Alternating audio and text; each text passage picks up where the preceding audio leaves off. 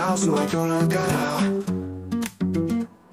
Setiap masa rejim penguasa berperilaku persis seperti bos mafia, merampok, menyuap dan memanipulasi jalan ke pucuk kekuasaan, menjadi kaya, menipu rakyat dan negara, menyelundupkan narkotika dan barang lainnya, memutihkan dana asuransi publik serta dana umat, merap untung besar mencipta perang, pengadaan fasilitas dasar persenjataan serta layak bagi para tentaranya, memajukan bisnis dengan menyuap anggota legislatif, secara sembrono hasilkan undang-undang, monopoli ilegal, merampok investasi, penipuan saham, pencatutan keuntungan atas konflik kekerasan bersenjata. Segala cara, maksud dan tujuan para pembangun negara Konoha bagian dari para penjahat. Mereka tidak dipenjara karena kejahatan, mereka diagungkan sebagai pemimpin visionary, patriotik, religius dan nasionalis. Banyak pengagumnya dari para pendiri mafia negara Konoha,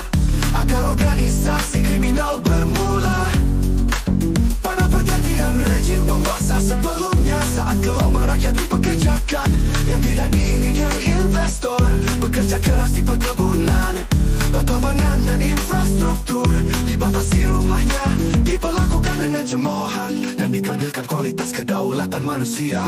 Akses fasilitas pelayanan publik ditolak, terindoktrinasi sistem kolonialisme. Saat larangan keluar rumah, berlakunya rekayasa wabah penyakit. Peluang besar menerapkan prinsip-prinsip pasar bebas di arena yang terbuka lebar.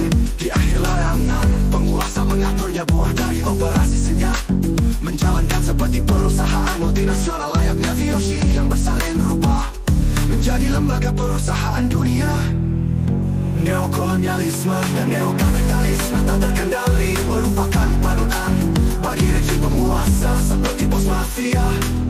Cara neokolonialisme dan neokapitalisme merupakan panutan.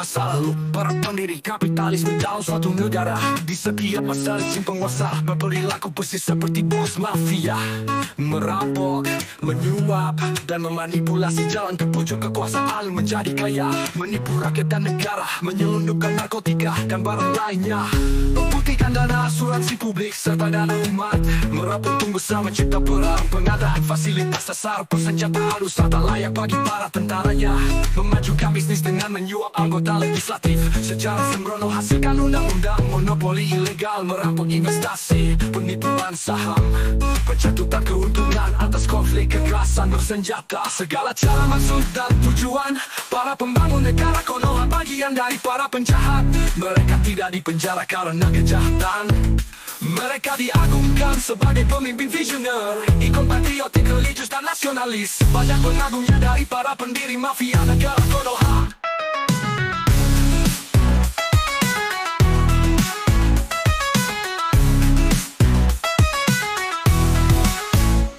Akar organisasi kriminal bermula pada pergantian rejim penguasa sebelumnya. Saat gelombang rakyat dipekerjakan yang tidak diinginkan investor, bekerja keras di perkebunan, pertambangan dan infrastruktur, dibatasi rumahnya, diperlakukan dengan cemoohan dan dikerdilkan kualitas kedaulatan manusia. Akses fasilitas pelayanan publik ditolak, terindoktrinasi sistem kolonialisme. Saat larangan keluar rumah, berlakunya rekayasa wabah penyakit. Peluang besar menerapkan prinsip-prinsip pasar bebas di arena yang terbuka lebar. Di akhir larangan, penguasa mengaturnya, buah dari operasi senyap, menjalankan seperti perusahaan multinasional layaknya Viyoshi yang bersalin rupa menjadi lembaga perusahaan dunia. Neokolonialisme dan neokapitalisme tak terkendali merupakan panutan bagi rejim penguasa seperti bos mafia.